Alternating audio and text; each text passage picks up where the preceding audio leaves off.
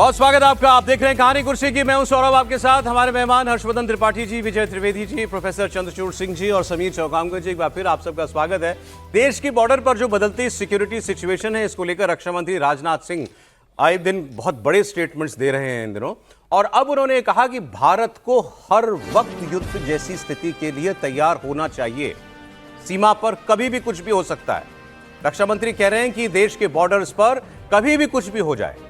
और ये पहला मौका नहीं है जब राजनाथ सिंह ने इस तरीके की कोई बात युद्ध को लेकर के कही हो। इससे पहले उन्होंने हर सिचुएशन से भारत को तैयार रहने के लिए भी कहा था। और पाकिस्तान को लेकर तो बहुत सख्त बोलते हैं, इतिहास भूगोल बदल जाएगा, ये भी उन्होंने ही कहा था। अभी कहा था उन्होंने 2 दिन पहले कि हमने ऑपरेशन सिंदूर में ठीक ठाक डोज दे दिया है, लेकिन ऑपरेशन सिंदूर केवल स्थगित हुआ है। तो राजनाथ सिंह एक टेम्पो बना के रखना चाहते हैं, एक दबाव बना के भारत की तरफ से वो रखना चाहते हैं पाकिस्तान के ऊपर। और उस बयान का असर होता है, उसके प्रमाण में आज आपको दिखाऊंगा। लेकिन पहले आप राजनाथ जी की बात सुनिए।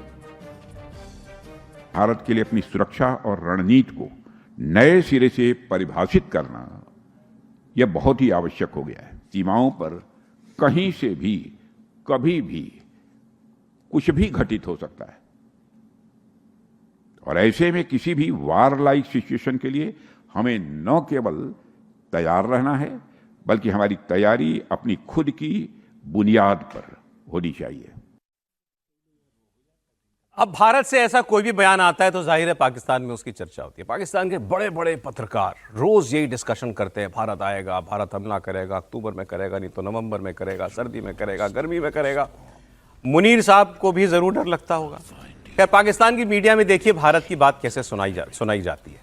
अब वहां के लोग, आम लोग हों या प्रोफेशनल्स हों, वो ये बात करते हैं कि पाकिस्तान में कितने खौफनाक हालात हैं। कहते हैं पाकिस्तान तो खुद ही मर रहा है, हमारा मुल्क खुद ही टूट रहा है। अब देखिए ये साहब क्या कह रहे थे टीवी पे बैठ के। ये कह रहे थे कि भारत को हमें मारने की जरूरत क्या है, हम तो खुद ही मर रहे हैं। कौन सी ऐसी दुनिया की बला है जो हमारे ऊपर हावी नहीं है। करप्शन हो, हमारी स्टेट हमको मारती हो, हमारी सेना हमको मारती हो, हमारे यहाँ भूखमरी हो, गरीबी हो, क्या चीज़ हमारे पास नहीं।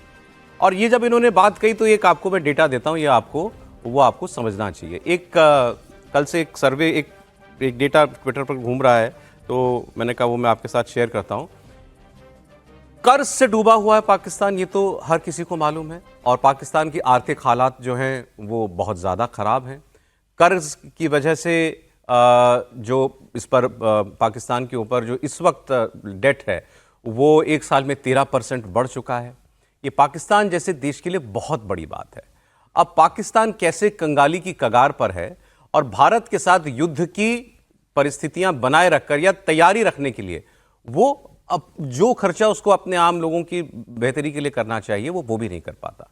श्रीलंका जैसे हालात कभी पाकिस्तान में हो जाएं तो इस पर भी कोई हैरानी नहीं है। अब देखिए डेटा 1980 तक, 1980 तक पाकिस्तान की पर कैपिटा जीडीपी भारत से 55% ज्यादा थी।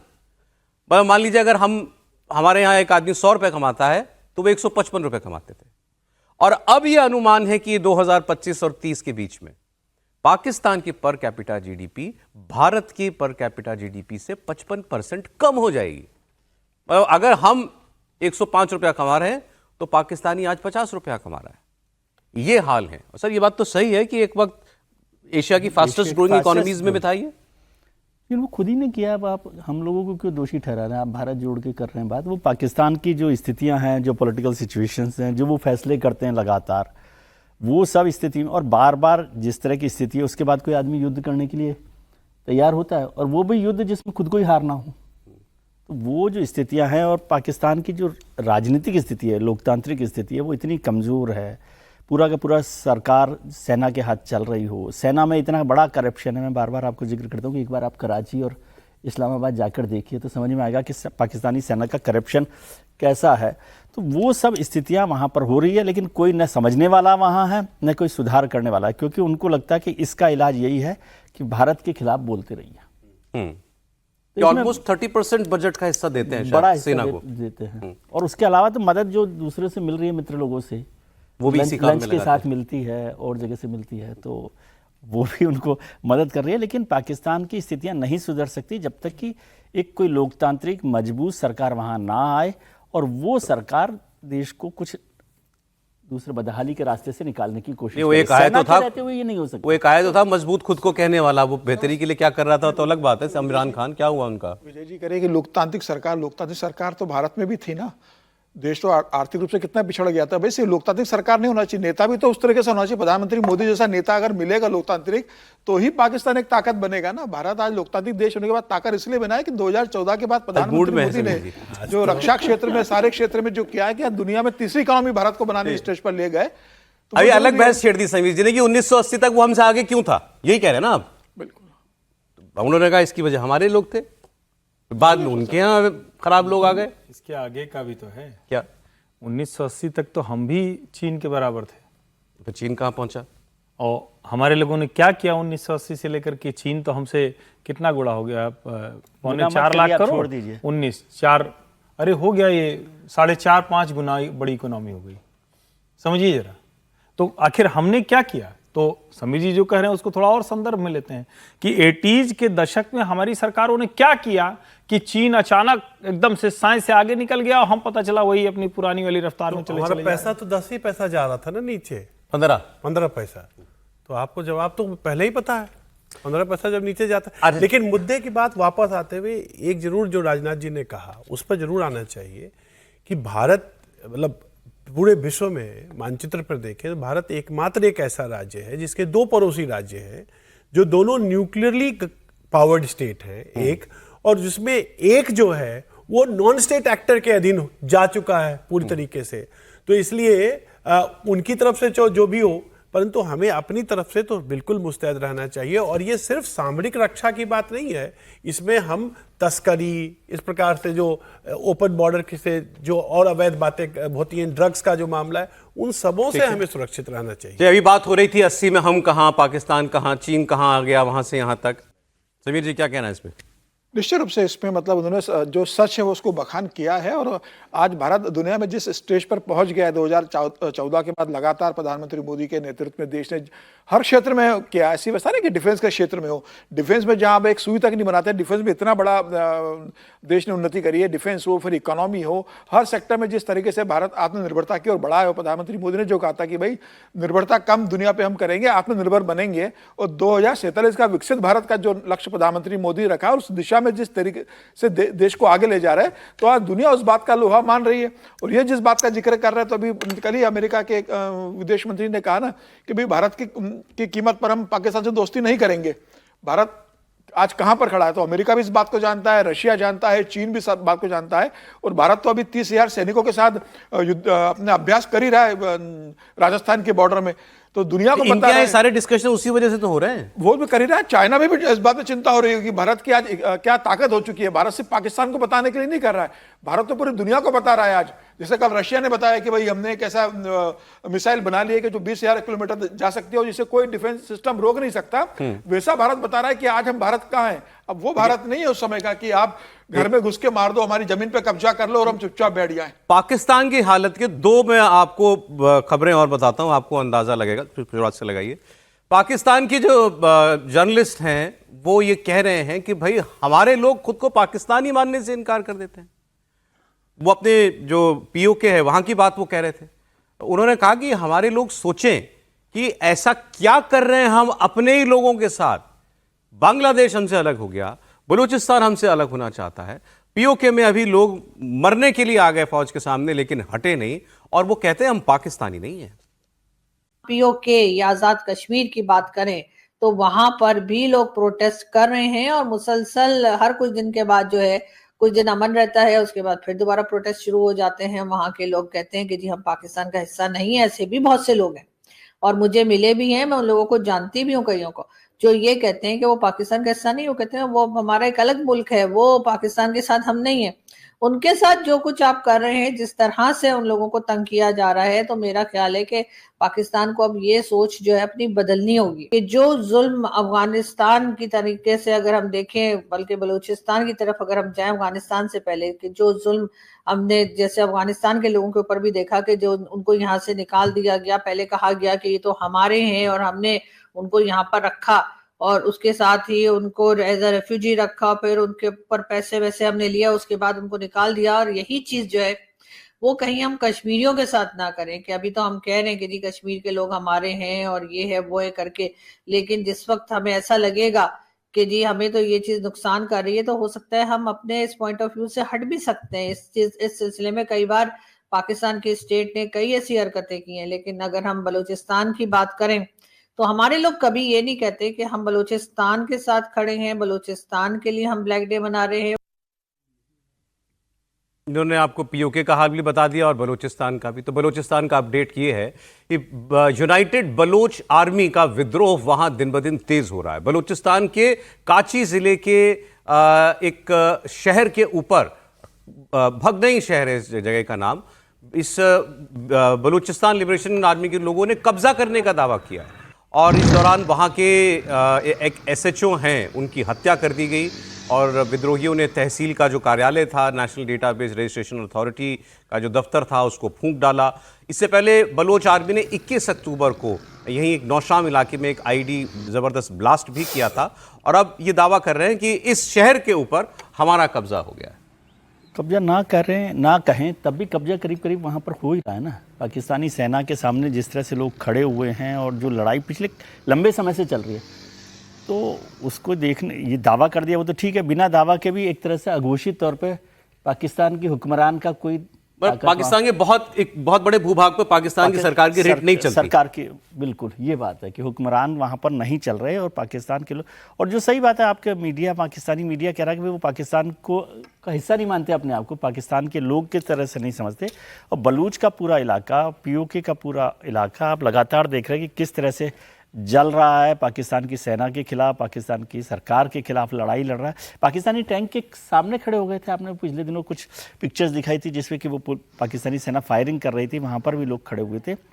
इसका मतलब है कि वो लोग, और वो वहाँ के हालात भी बता रहा है क्यों लड़ाई लड़ रहे हैं, क्योंकि वहाँ पर जो जीने का एक तरह से जितनी ज़रूरी चीज़ें वो भी उन्हें मुहैया वो सरकार नहीं करा पा रही। अब आप ये कह सकते हैं कि बहुत तालिबान और भारत और दुनिया भर का मदद जो आप कह सकते हैं, आरोप लगा सकते हैं, वो लगाए, लेकिन पाकिस्तान के लिए बहुत मुश्किल है। अब पाकिस्तान की मुश्किल ये है कि वो पहले पीओके की या बलूचिस्तान की चिंता करे या सिंध और लाहौर की चिंता करे। अब तो लाहौर बचाने की नौबत आ गई। लाहौर बचाने की नौबत भी आ गई है। आप देख रहे हैं कि लाहौर में भी किस तरह का प्रदर्शन हो रहा है। तो पाकिस्तान बड़े मुश्किल में फंसा हुआ है और उसका नज़ारा हर जगह नजर आ रहा है आपको। जी सर, अब एक उस खबर की बात कर लें जो दुनिया के लिए सबसे बड़ा खतरा बन गया है। पहले लग रहा था कि युद्ध है, चलें कुछ वक्त में ख़त्म हो जाएगा या हमारे ऊपर असर नहीं है, तो यूरोप के अंदर हो रहा है। रूस और यूक्रेन के जंग की बात हम कर रहे हैं।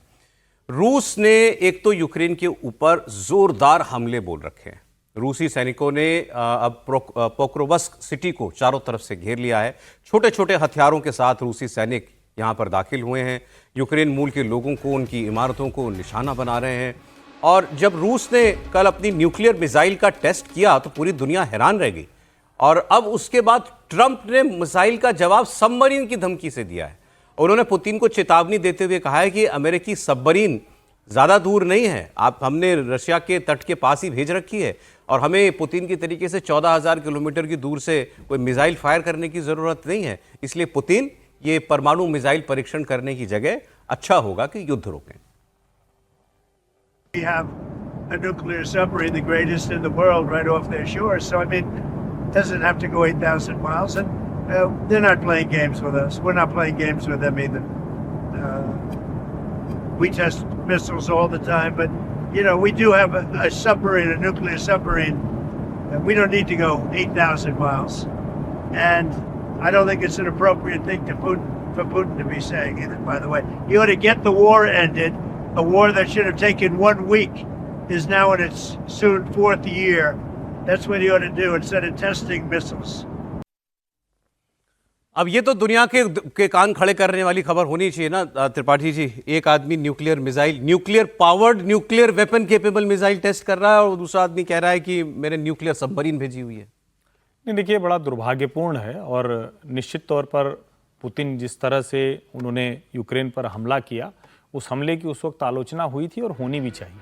लेकिन नाटो ने जो भूमिका अदा की है, और उस वक्त हम ये सुन भी रहे थे, और यही डोनाल्ड ट्रंप थे जो कहते थे कि अगर मैं कुर्सी पर होता, मैं ओवल ऑफिस में बैठा होता तो आज ये युद्ध नहीं होता। वहां से हमने कौन सी, मतलब क्या, किस तरह की एक यात्रा देखी है। डोनाल्ड ट्रंप ऐसे लग रहा है जैसे सबको उकसा रहे हैं कि मेरे पास गोली है, मैं तुमको मार दूंगा, हमसे लड़ना मत। दूसरा कह रहा है मेरे पास भी है।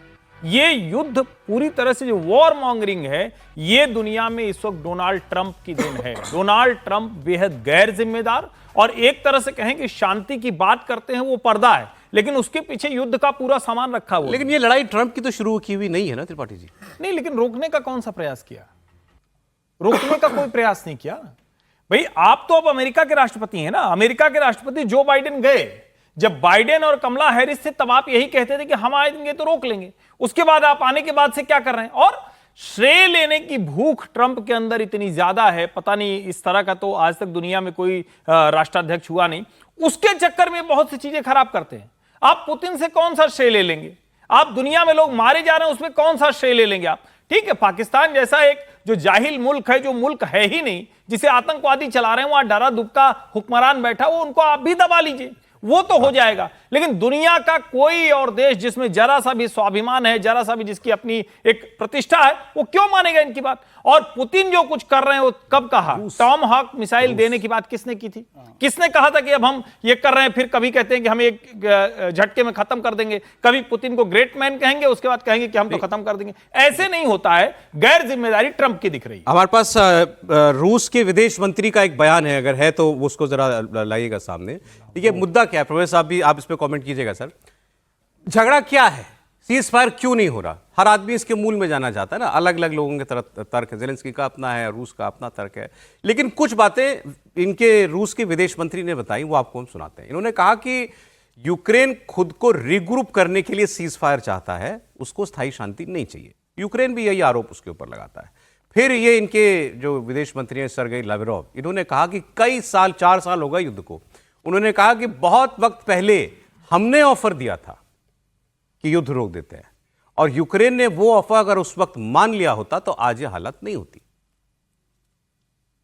I will quote some of the statements by Zelensky and his team. From April 22, when Boris Johnson came and prohibited Zelensky to accept the deal negotiated in Istanbul, which was actually proposed by Ukrainian side and which was initial.